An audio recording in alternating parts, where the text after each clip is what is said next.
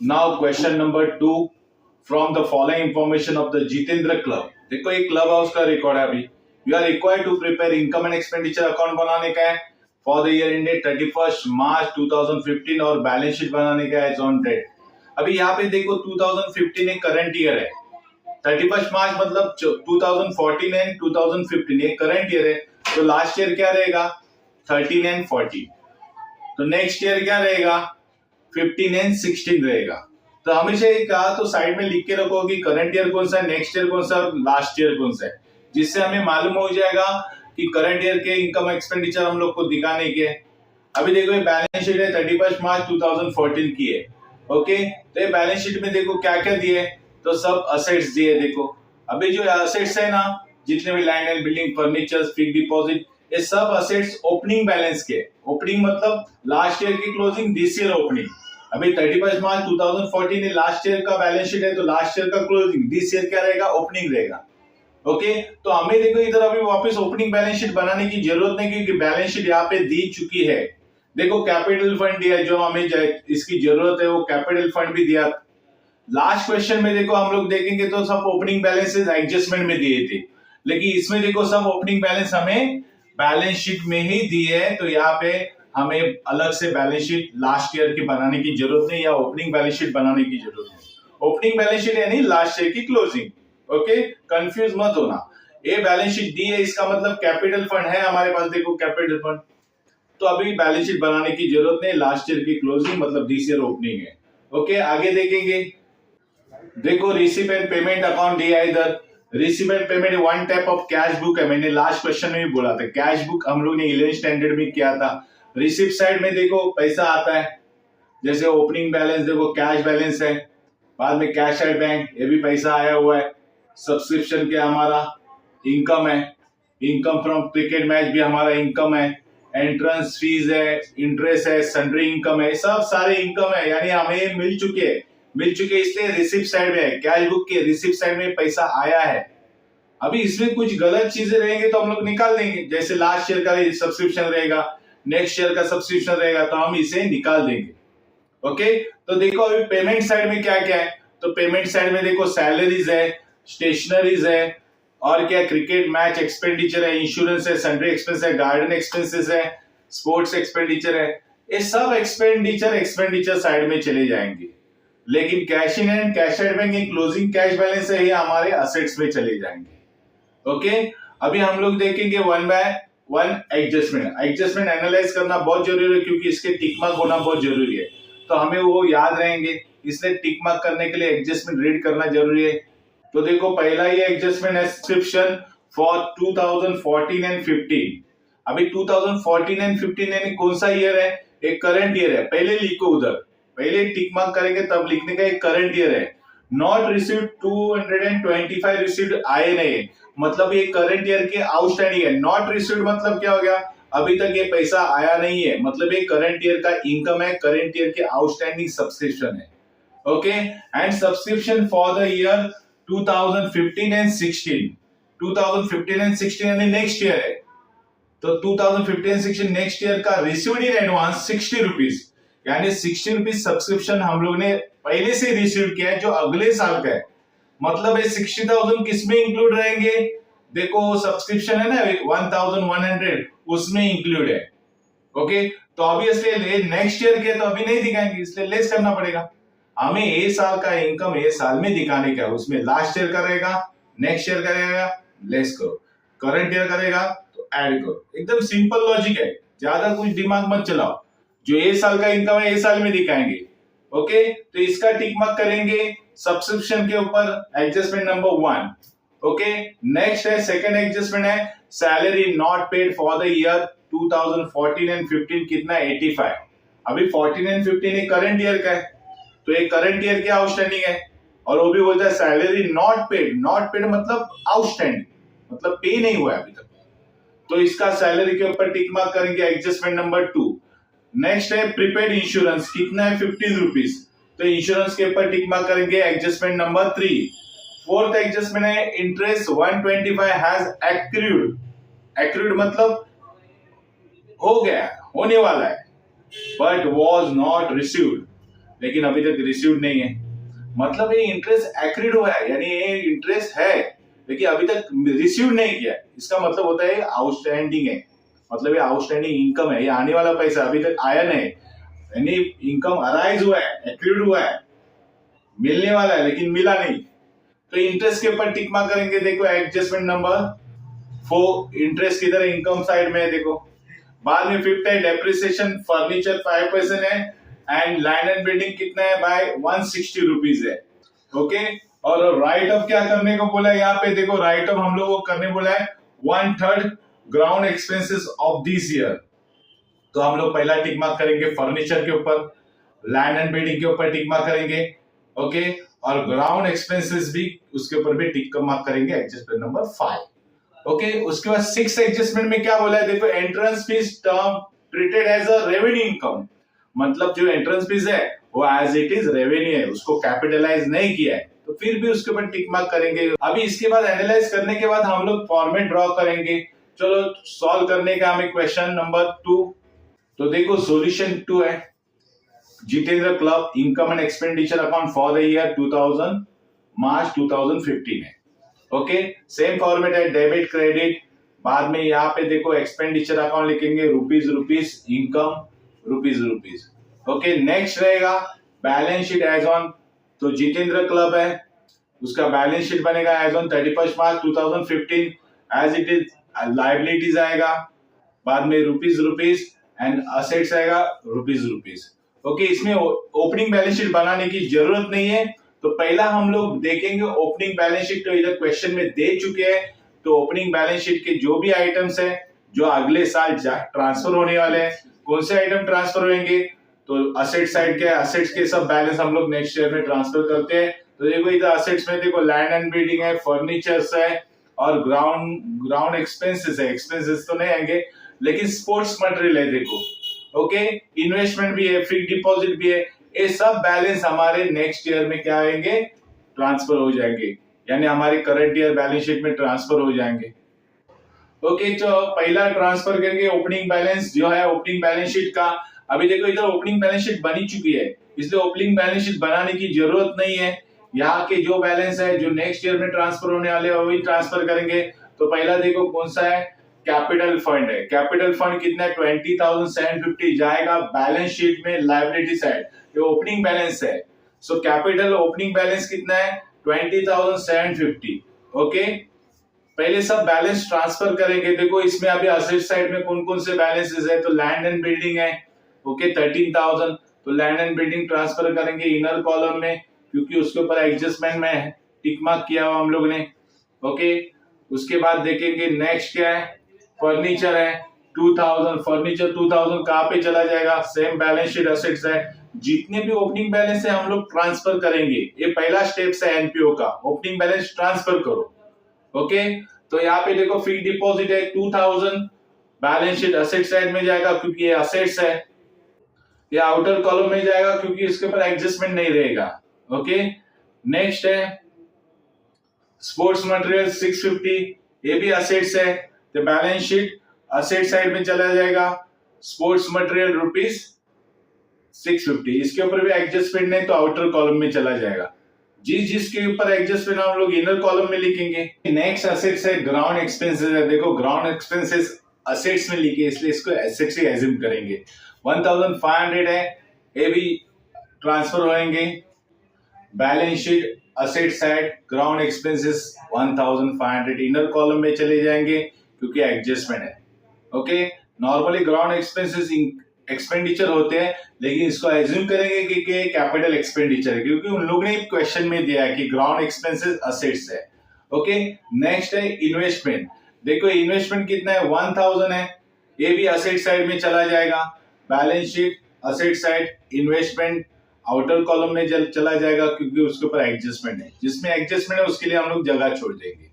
Investment के बाद क्या आता है, cash in hand, cash at bank है, ये हमारे लास्ट ईयर का क्लोजिंग बैलेंस है, मतलब दिस ईयर का ओपनिंग है, और हमारे cash in hand cash at bank opening में देखो ओपनिंग रिसीव एंड पेमेंट के ओपनिंग में चले जाएंगे 200 एंड 400, तो इसका कुछ इफेक्ट आने वाला नहीं है। Okay, is already transfer to the receive and payment upon debit side. Okay, तो अभी ये देखो हम लोग ने लास्ट ईयर के बैलेंस शीट के सब बैलेंसेस हम लोग ने ट्रांसफर कर दिए। अभी हम लोग देखेंगे one by one receipt side के आइटम। तो देखो रिसिप्ट साइड में पहला कौन सा है, देखो सब्सक्रिप्शन है। सब्सक्रिप्शन ये इनकम है, कहाँ पे चला जाएगा, income and expenditure account. Subscription किधर चला जाएगा, बाय सब्सक्रिप्शन इनकम साइड में चला जाएगा। देखो इनर कॉलम में चला जाएगा बाय सब्सक्रिप्शन 1100, क्योंकि उसके ऊपर एडजस्टमेंट है। तो एडजस्टमेंट नंबर देखो कौन सा है, फर्स्ट है, क्या लिखा है, subscription for 2014 and 15 not received 225, यानी 2014 और 15 मतलब एक करंट ईयर हो गए, और करंट ईयर के हम लोग ने क्या किए, रिसीव नहीं किए। मतलब करंट ईयर का रिसीव नहीं किया मतलब एक करंट ईयर का आउटस्टैंडिंग है 225।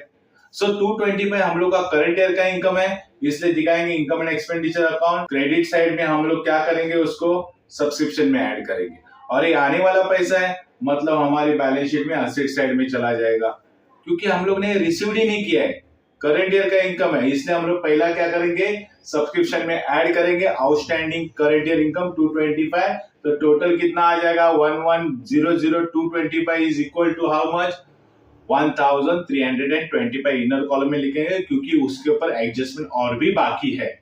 ओके, तो दूसरा इफेक्ट क्या आएगा, एक करंट ईयर का आउटस्टैंडिंग इनकम मतलब आने वाला पैसा है, तो आने वाला पैसा रहेगा बैलेंस शीट असेट साइड में। आउटस्टैंडिंग सब्सक्रिप्शन कितना है 225, क्योंकि हम लोग का ये सब्सक्रिप्शन आने का बाकी है, इसलिए असेट्स है।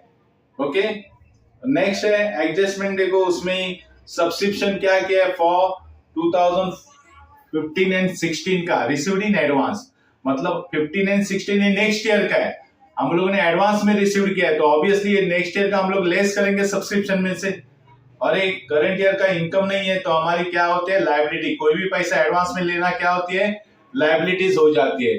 तो ये सब्सक्रिप्शन में से लेस होएगा, first effect, less subscription next year मतलब 2015 एंड 16 एडवांस 60 रुपीज लेस करेंगे।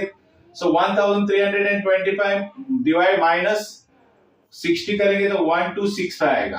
तो 60 रुपीज हम लोग ने एडवांस रिसीव किया इसलिए लेस किया था, तो किसी का भी पैसा एडवांस लेना यानी लायबिलिटी हो जाती है, तो इसका सेकेंड इफेक्ट चला जाएगा बैलेंस शीट लायबिलिटी साइड में, subscription received in advance ₹60। Okay, next adjustment कुछ है क्या सब्सक्रिप्शन के ऊपर देखेंगे, तो नहीं है। तो अभी देखेंगे income from cricket match. Cricket match से इनकम आ गया तो इनकम में चला जाएगा बाय इनकम फ्रॉम मैच, कितना आ जाएगा 675, इनर कॉलम में लिखेंगे क्योंकि उसके ऊपर दूसरा एक्सपेंडिचर भी है उसका। तो देखो बाद में एंट्रेंस फीस है, ये भी इनकम है, तो ये चला जाएगा इनकम एंड एक्सपेंडिचर के साइड में। लेकिन देखो इसके ऊपर एडजस्टमेंट बोला है कि एंट्रेंस फीस क्या ट्रीटेड करेंगे, रेवेन्यू इनकम, यानी जो इनकम है वो इनकम ही दिखाएंगे। तो इनकम एंड एक्सपेंडिचर अकाउंट में देखो इनकम साइड में चला जाएगा बाय एंट्रेंस फीस ₹475। इसका कुछ भी कैपिटलाइज नहीं करने का, मतलब जिधर है उधर ही रखो। नेक्स्ट आइटम कौन सा है, इंटरेस्ट है। देखो इंटरेस्ट कितना है 125, तो इंटरेस्ट है इनकम है, तो इनकम साइड में चला जाएगा बाय इंटरेस्ट ₹125। ओके, इसके ऊपर एडजस्टमेंट है इसलिए इनर कॉलम में एडजस्टमेंट कौन सा है, so adjustment number 4, interest 125 accrued but was not received, मतलब इंटरेस्ट हुआ है लेकिन अभी तक मिला नहीं है, तो ये आने वाला पैसा है, इसलिए करंट ईयर का पैसा, इसलिए करंट ईयर में ऐड टू इंटरेस्ट हो जाएगा। बाद में सेकेंड इफेक्ट आएगा बैलेंस शीट एसेट साइड में, क्योंकि आने वाला पैसा है।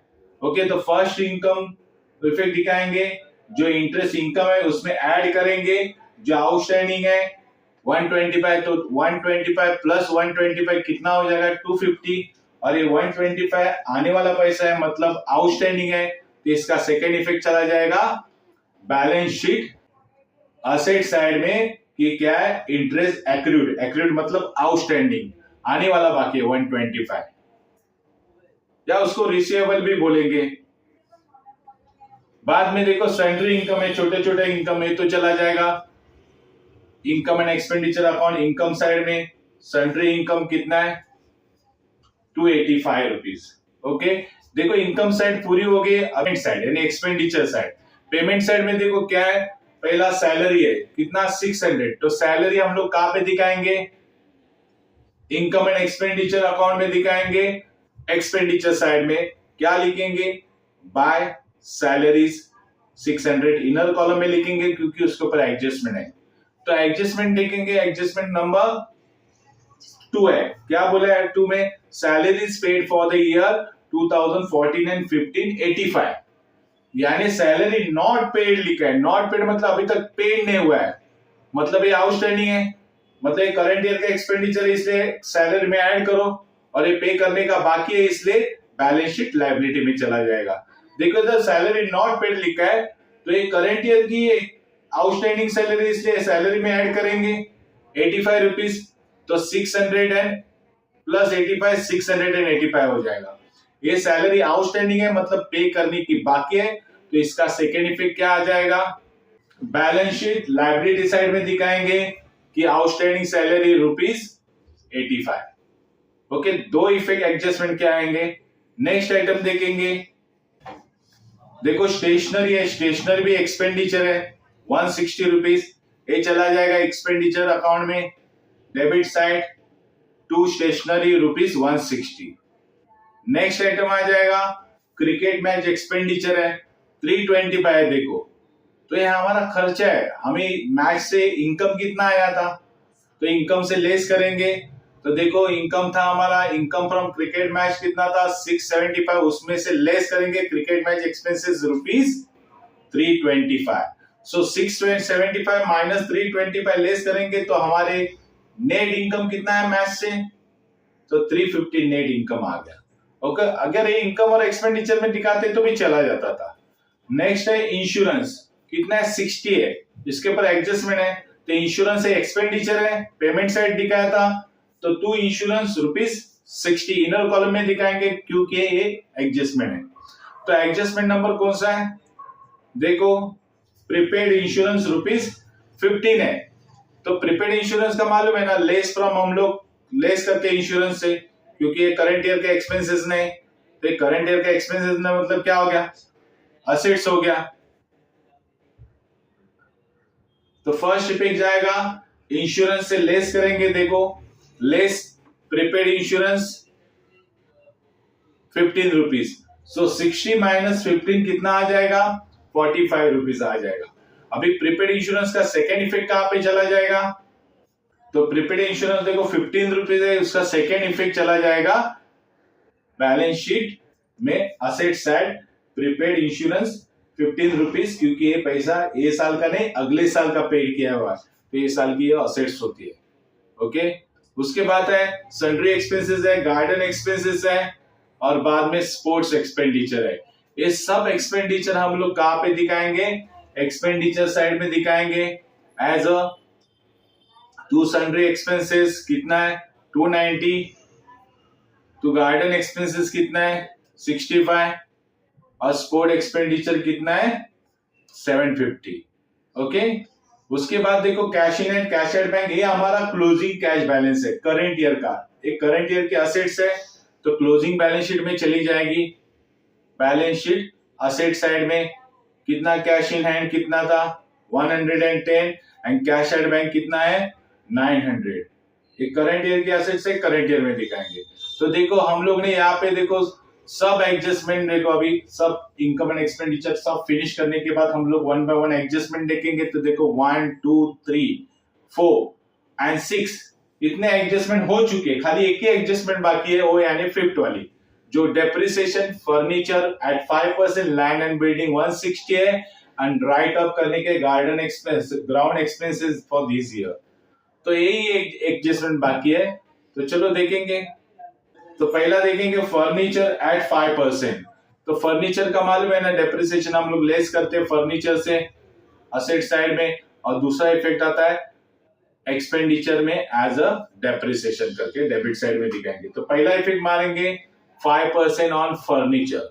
तो देखो फर्नीचर की अमाउंट कितनी है कैलकुलेशन करते समय, देखो डेप्रिसिएशन ऑफ फर्नीचर 5%, फर्नीचर है 2000 इंटू 5% यानी 5/100 इंटू 12/12, सो 0 कैंसिल हो जाएगा, 12 कैंसिल हो जाएगा, तो 20 इंटू 5 कितना आ जाएगा 100 आ जाएगा।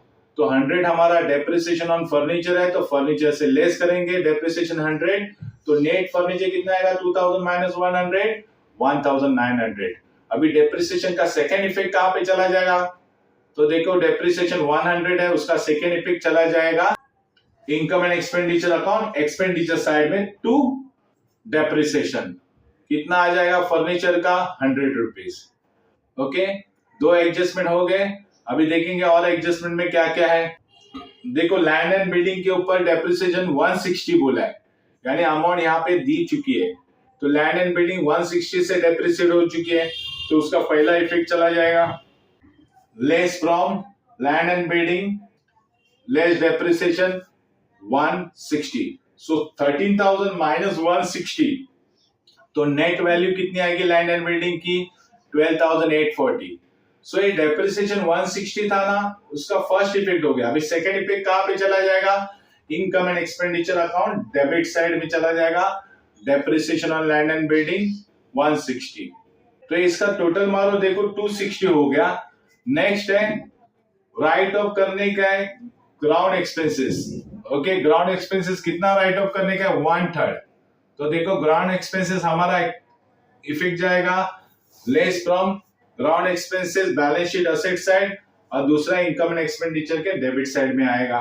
तो देखो ग्राउंड एक्सपेंसेस हमारा कितना था, तो ग्राउंड एक्सपेंसेस देखो 1500 है, तो इसका कैलकुलेशन करेंगे 1/3 निकालने का है, 1/3 रिटर्न ऑफ करने का है, तो 1500 इंटू 1/3 करेंगे तो कितना आएगा 500 आ जाएगा।